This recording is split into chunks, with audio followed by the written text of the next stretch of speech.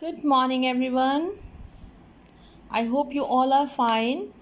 So, today we will start the lesson number 4, The King and the Fairy Dragon. Let's start. Ramesh loves to hear stories from his grandmother. The time when he meets her, she tells him the story of a dragon. Ramesh जो है उसको अपनी दादी मम्मा की कहानियाँ सुनना बहुत पसंद है और इस बार जब वो अपनी दादी मम्मा से मिलता है तो उसकी दादी मम्मा उनको ड्रैगन की कहानी सुनाती है. Dragon have fascinated readers greatly and there presence in folktales has been there since time immemorial. The dragon in the following poem was a good creature. Let us find out why king attacked the dragon and what happened during the battle. तो ये जो कहानी है एक dragon की और एक राजा की कहानी है. तो इसमें ये फोक टेल्स हैं जो लोक कथाएँ प्रचलित है जो एक पीढ़ी से दूसरी पीढ़ी को मतलब सुनाते रहते हैं लोग और इसको भूलना बहुत ही मुश्किल है. तो ड्रैगन के जो है कहानी है जिसमें कि इसके बारे में पोयम भी लिखी गई है. तो हम इस कहानी में पढ़ेंगे कि राजा ने किंग ने ड्रैगन के ऊपर अटैक किया तो फिर क्या हुआ. Okay. Ramesh felt his heart pounding with excitement as he got down at Makanbad railway station. Ramesh का जो दिल था वो पाउंडिंग मतलब तेज़ी से धड़क रहा था, beating very fast with excitement इस खुशी से जब वो मकनबाद के रेलवे स्टेशन पर उतरा. तो जहाँ पर उनकी दादी मम्मा रहती थी उस जगह का नाम था Makanbad. He spotted his grand mother standing at one end of the platform. उसने देखा कि उसकी दादी मम्मा प्लेटफॉर्म के एक किनारे पर खड़ी हुई हैं. लुकिंग आउट फॉर हिम जो कि उसको देख रही हैं. His small bag was secure on his back. उसका जो छोटा सा बैग था उसके बैग के ऊपर था. तो रमेश ने दोनों हाथ ऊपर करके ऐसे वेव किया and ran straight into her welcoming arms और भाग कर वो अपनी दादी मम्मा की बाहों में चला गया. The moment she saw him her face lit up. जब उसने देखा अपने पोते को तो उसका चेहरा जो था खुशी से खिल उठा. Oh it is just so wonderful to be together again my child. तुमसे मिलकर मतलब दोबारा बहुत अच्छा लग रहा है. She said in a shaky voice. Shaky voice मतलब जो बूढ़ों की आवाज़ होती है वो धीरे धीरे होती है ना, तो मतलब काम काम कर वो बोलते हैं तो इसलिए शेकी वॉइस वर्ड आया है. He gave her a tight hug. तो उसने अपने दादी मम्मा को कस के हग किया. They turn and watch the train moving away slowly. वो जब मुड़े उन्होंने देखा कि जो ट्रेन थी वो धीरे धीरे जा रही थी. Ramesh waved at Madan uncle who had get down at the next station for office work. तो रमेश ने वेव किया मदन अंकल को जिन्होंने कि अगले स्टेशन पर उतरना था अपने ऑफिस के काम के लिए. Ramesh parents could not come with him to Makanbad. Ramesh के पेरेंट्स जो है उसके साथ मकनबाद नहीं आ सके जो कि एक स्मॉल विलेज है विद अ स्कैंटी पॉपुलेशन.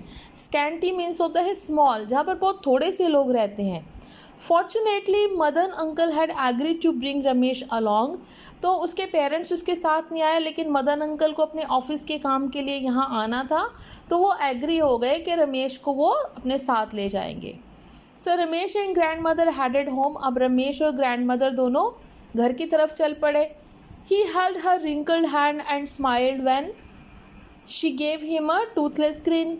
तो उसने अपने रिंकल्ड होता है झुर्रियाँ पड़ी हुई थी हाथ पर, तो अपने दादी मम्मा के हाथ को पकड़ा और स्माइल किया जब दादी मम्मा ने उसको टूथलेस ग्रिन, ग्रिन मतलब होती है अ ब्रॉड स्माइल, एक ब्रॉड स्माइल दी.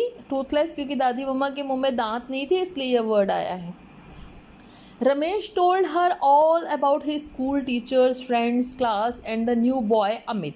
तो रास्ते में जाते जाते दोनों बातें कर रहे थे. तो रमेश ने अपने स्कूल के बारे में, अपने टीचर के बारे में, अपने फ्रेंड्स के बारे में, अपने क्लास के बारे में और एक जो नया लड़का आया था अमित उसके बारे में बताया जो कि इसका दोस्त बन गया है. As they moved on muddy path towards a small house that was not far from the station, they crossed the fields and few huts. तो जब वो मड्डी मतलब मिट्टी भरे हुए, पाथ मीन्स रास्ता, अब मिट्टी वाले रास्ते से अपने छोटे से घर की तरफ जा रहे थे, जो कि ज़्यादा दूर नहीं था स्टेशन से। उन्होंने खेत पार किए और कुछ झोपड़ियाँ पार की। She told him about her pets, तो दादी मम्मा ने अपने पैट्स के बारे में बताया, पालतू जानवरों के बारे में, कि उसके पास एक कैट है, एक पैरट है, एक काऊ है, as well as her kitchen garden. और इसके साथ साथ छोटा सा किचन गार्डन है, उसके घर में एक छोटा सा बाग है जहाँ पर वो लेमन के ट्रीज़ हैं, ब्रिंजल है, टमाटो है, ठीक है, इसके प्लांट्स हैं जहाँ पर वो सब्जियाँ उगाते हैं। Ramesh long to taste the delicious food cooked by her, तो लॉन्ग्ड मीन्स होता है डिज़ायर। रमेशा को बहुत डिज़ायर होती है कि वो जो टेस्टी टेस्टी फूड जो है उसकी दादी मम्मा पकाती हैं उसको खाने की। Ramesh knew she was an excellent cook. She had also been a good singer and composer in her younger days. Ramesh को पता था कि वो बहुत एक्सीलेंट जो है कुक है, बहुत अच्छा खाना बनाती हैं और वो बहुत अच्छी सिंगर हैं और कंपोज़र। कंपोज़र मतलब होता है singer writer, sorry song writer, जो गाने लिखती हैं। जब वो यंग एज में गाने भी लिखा करती थी। आफ्टर अ हार्टी मील, मतलब हार्टी मीन्स क्या होता है, होलसम सब्सटेंशियल मीन्स भरपूर खाना खा के रमेश स्लेप्ट ऑफ, रमेश सो गया। इन द इवनिंग, शाम को grand mother took him to the village fair.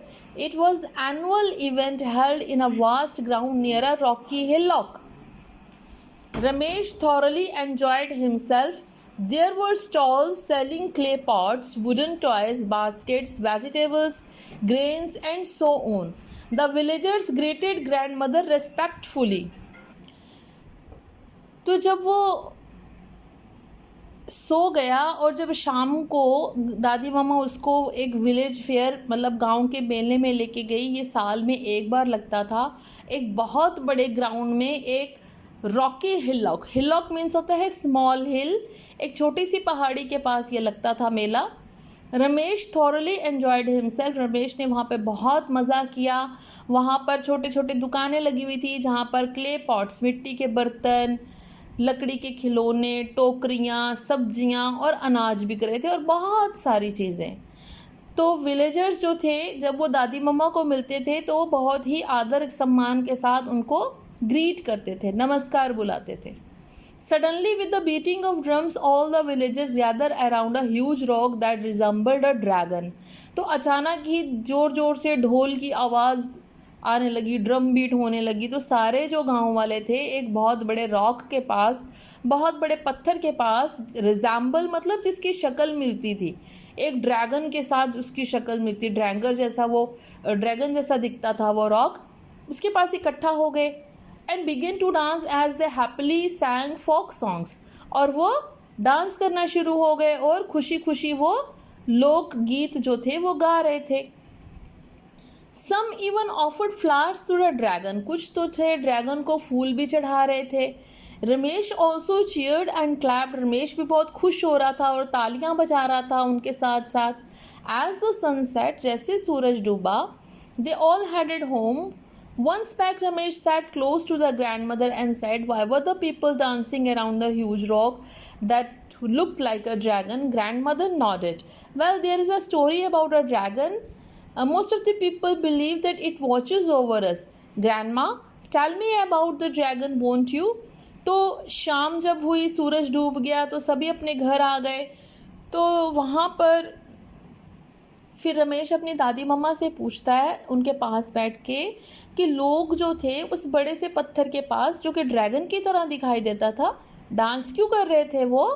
तो दादी मम्मा नॉडेड, मैंने उन्होंने सिर हिलाया कि एक कहानी है ड्रैगन की, ये कि ज़्यादातर लोग ये विश्वास करते हैं कि वो हमको देखता है। दादी मम्मा तो मुझे कहते हैं कि ड्रैगन के बारे में आप बताओगी ना? Oh yes, I had compose a poem when I was young. तो कहते जब मैं यंग थी मैंने एक पोएम भी लिखी थी इसके बारे में। The village folk still recited, गांव वाले आज भी उसको गाते हैं, ठीक है। On the occasion as today, ऐसे मौके पर जैसा कि आज था। Ramesh looked at the grand mother who sat in the candle light and read out from an old diary. तो रमेश ने ग्रैंड मम्मा को देखा कि वो जो थे कैंडल लाइट मतलब मोमबत्ती के पास बैठ जाते हैं उसकी रोशनी में, और एक पुरानी सी डायरी निकाल के उसमें से वो पोयम पढ़ना शुरू करते हैं।